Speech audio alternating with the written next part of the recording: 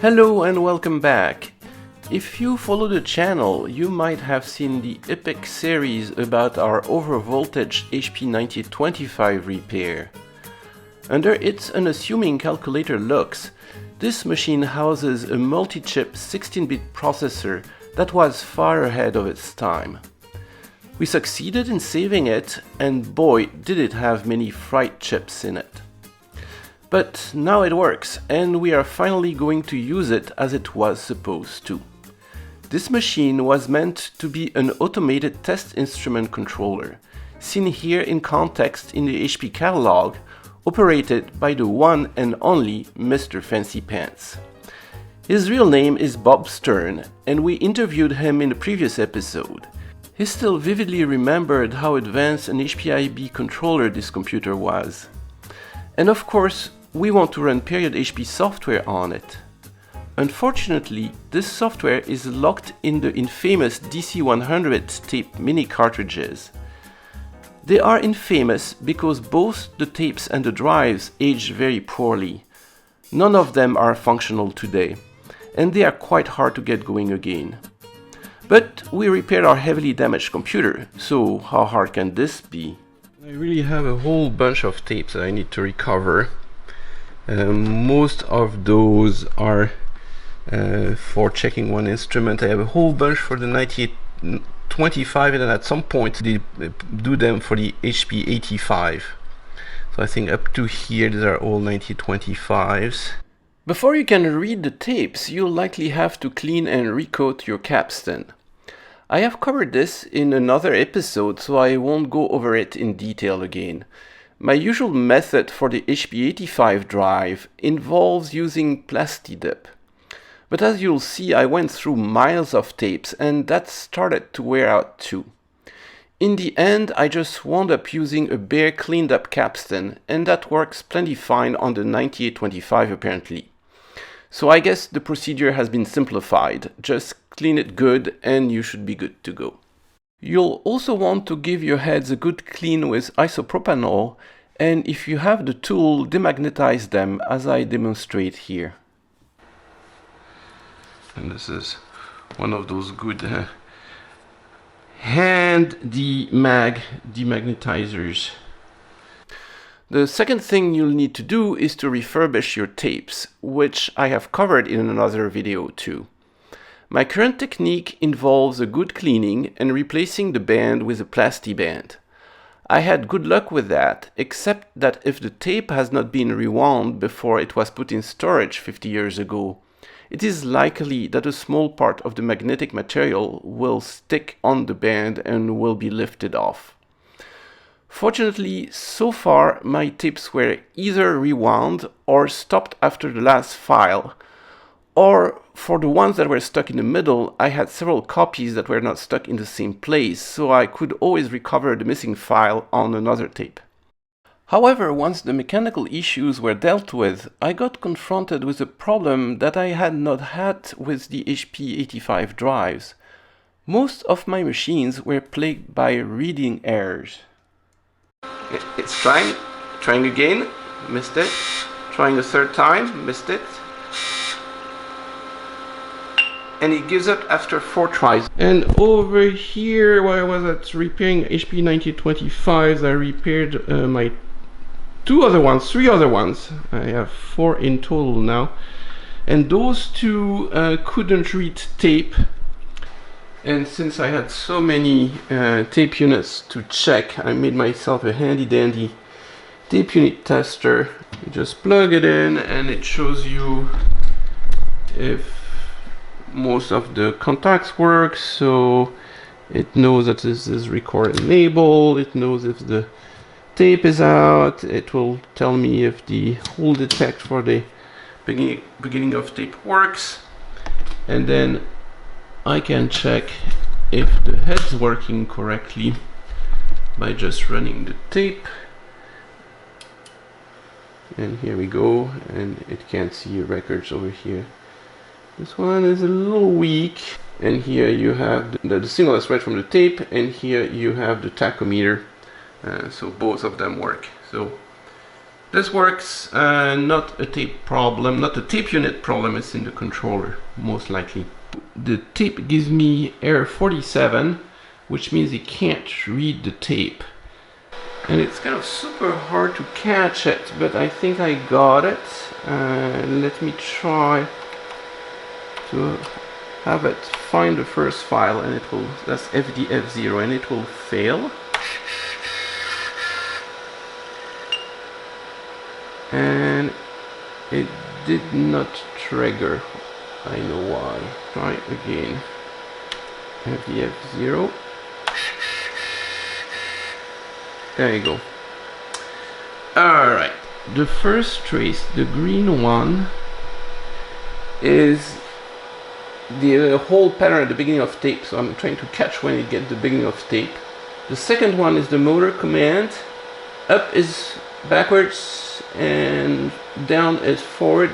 Down here we have the signal as it comes out of the tape and the signal as it's amplified. And now finally it's trying to read, and I think the beginning of the data is here. And it's reading it, having an error, going back, reading it backwards, then reading it again, having an error, going back, reading it backwards, and then it tries 4 times. I have to go over here and find out, get this at higher resolution, and it's messing it up here, and I already see I don't have much signal. Let's try it again.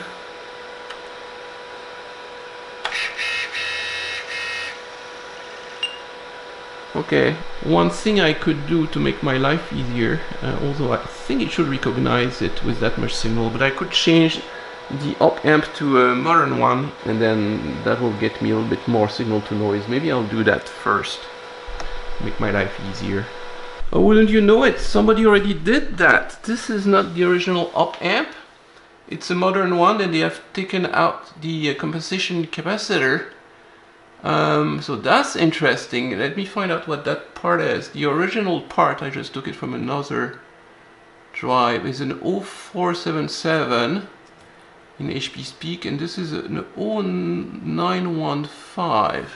Yep, it has been replaced by an 1826 0915, which is a JFET op amp, and this is a factory repair.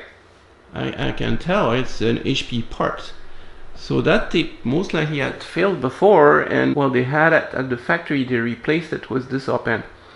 Well, let me move from a JFET op amp to a modern low noise op amp. I'll put an OP27, but that's probably not the source of my problem. Alright, so I put an OP27 in here, and I also increased slightly the feedback resistor, so it's a 220k ohms instead of the original 200k, so I'm taking advantage of the lower noise to get a little bit of a bigger gain. Let's see if it improves things.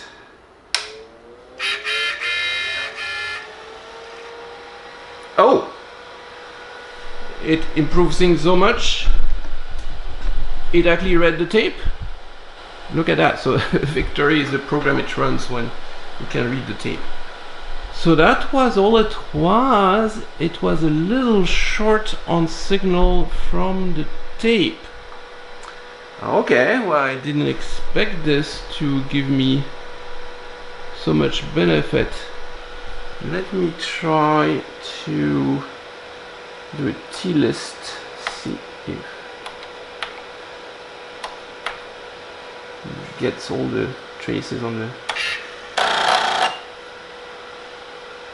Okay, yeah, error 15. No dang, error 15 is out of paper. Okay.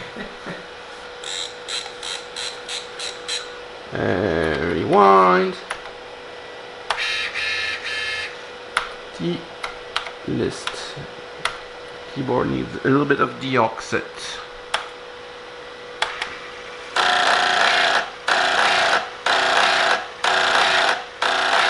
Okay, it gets them all. Okay, it did it all correctly. Read all 50 tracks. So it was just the signal from the tape that was not strong enough. Interesting. And so I'm starting to be able to recover old tapes, and we have an interesting one here in 8662.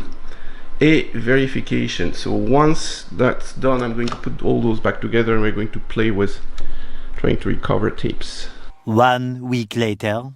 So hello, we just hooked up one of my 9825s. This is not the one that Bernard had we repaired, this is another one of them. I changed the preamp on the magnetic tapes. I was trying to recover old tapes and I was successful at it, but now I need to save them into something, and for that we're going to use two emulators. This is an emulator for an HP floppy drive, the 9885 big 8-inch.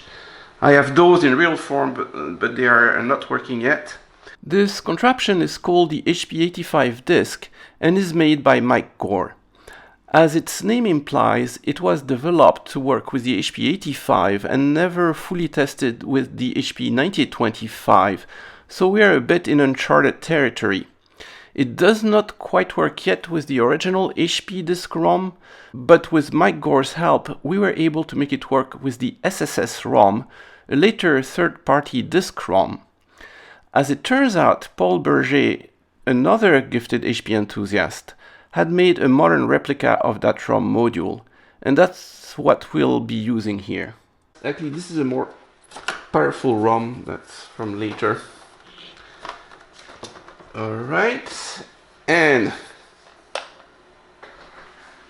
I turn it on. It has the lazy T. Now I have to do drive 0707. That's drive 7 on interface 7. And now if I do D type 2, recognize a new disk drive. And then we could do a catalog of files that's on it.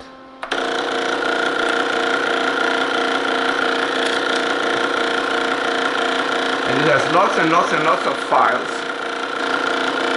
Okay, so you could read our pseudo diskette, 8-inch diskette. And it turns out it's a port of the adventure game. Get Advent. So now if I run it, I should be able to play Adventure on the 9825. Welcome to Adventure, and it will spew out in 16-character format, 16-character lines, the whole instruction of the adventure game. You are in a valley, in the forest beside a stream tumbling along a rocky bed. So, but instead of playing adventure, we are actually going to try to recover the code and save it into the SD card over there. So I have already done 3 of them. I have to load them from the tape. The tape is very dumb. It has no names for the files, just numbers. File number 4. Got it. And then I save it, and save is a command that goes to the disk drive, or the emulated disk drive, file 4, and let's see, there you go, it's working, it did it. Now if I do cat down here,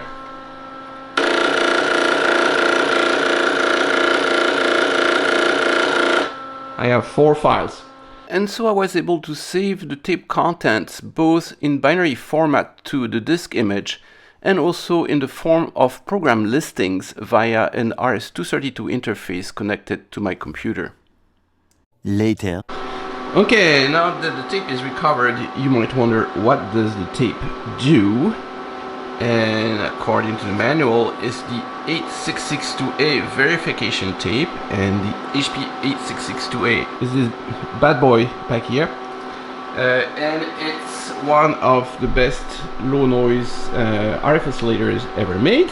I'm going to load the first file, and I have to change one line before I run it if I want to use the printer. And my printer here is attached on the serial port, which is 10. If I store that, I should now be able to run the thing. Run! And you know, it's taking control over it.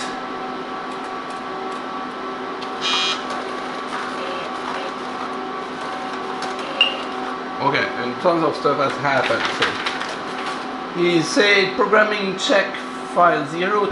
On the spectrum analyzer over there, it shows me a little diagram telling me that how I have to tie the two instruments. I have to tie the clock of one to the other, and I have to tie the input of one to the input of the other. Off we go. And you can tell it went to 100 megahertz. Over there it is measuring the frequency, now 200 megahertz. And the printer is telling me something. Setting 100 megahertz, measured, error 0 hertz. And it's going to measure everything from 100 to I don't know where, probably the whole range.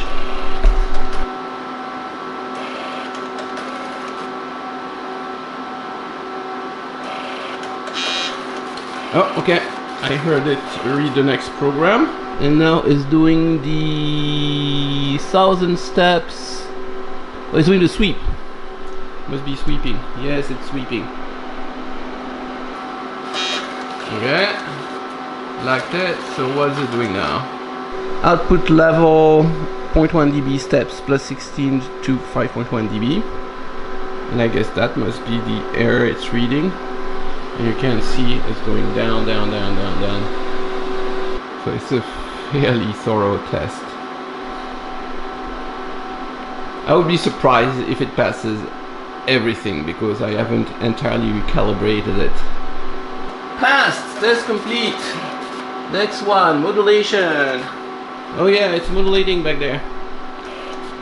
Ooh, AM modulation. And now I switch to FM modulation, I believe. FM, yeah, the FM light's on. So it's changing the FM modulation width. Okay, okay, okay. That passed. I don't know what it's doing. Oh, it's measuring spectral purity. So, see you back in an hour. 1 hour later. Wow, while I was away, it looked like it finished. And look at that. Big star, clean bill of health for the HP 8662. So far I'm doing pretty good. I've recovered the 8662A verification tape.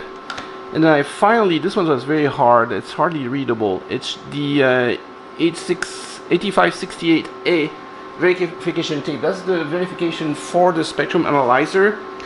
And this one is hard to run. The few instruments it recommends, I have the next generation of them. They probably are compatible, but I'm not sure. So we'll skip that one. And the third one, the tape is already in here. I recovered it, and it's the test for the 3325A, which I repaired in another episode. And also it called for the spectrum analyzer and the 5342A frequency meter that I just repaired a few episodes ago. So let's try it. Let's make Mr. Fancy Pants proud. Test either sine, square or triangular. We'll do the sine, so this one. Enter. And over there it's taking control over the instruments. You see they're all remote and is getting an output. And what is it doing? Oh, it put it at minus 50 dBm and it's testing if it's minus 50 dBm, and I can tell it is. So I'm not sure what to do from there. I'll just let it run and see what happens. Moments later.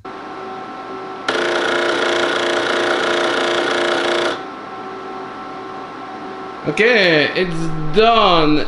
It passed everything except the 20 megahertz test where it's 1 to 1.5 dB off. It should be 50 dBs and it measured minus 51.3 well, here's 1.3, 1.3, 1.4, so it's off by 1.4 dB at 20 megahertz. So there's probably a little tweak I have to do, but man, it's pretty close.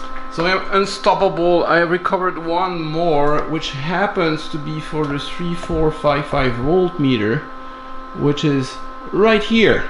Okay, it has taken control of the DVM.